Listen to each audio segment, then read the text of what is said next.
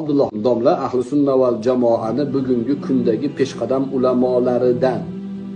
Bu kishini Alloh subhanahu va taolo bu ummatga ne'mat qilib bergan. Bu odamni bilmagan musulmon ko'r bo'ladi. Bu odam qilgan xizmatni 40 millionlik o'zbek musulmonlariga, o'zbek zabon musulmonlariga qilgan xizmatini boshqa odamni umri yetarli darajada qila olmaydi. Abdulloh domlani eshitish joizmi desa, men o'zim u kishini qator mavzularini, bir qancha mavzularini eshitganman. Biror joyda shariatga xilof yoki mazhabga xilof, bemazhablikka targ'ib qiladigan yoki buzuq aqidada biror bir gap aytganlarini hech guvohi bo'lmaganmiz va boshqa biror ahli ilmdan ham u kishining ma'ruzalariga yoki savollarga bergan javoblariga biror bir ilmiy e'tiroz aytganini eshitmaganman.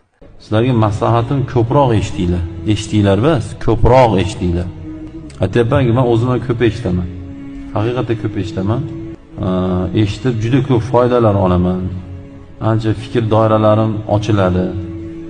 Domla haqida fikrimiz juda ham ijobiy, ustoz rozi bo'lsin.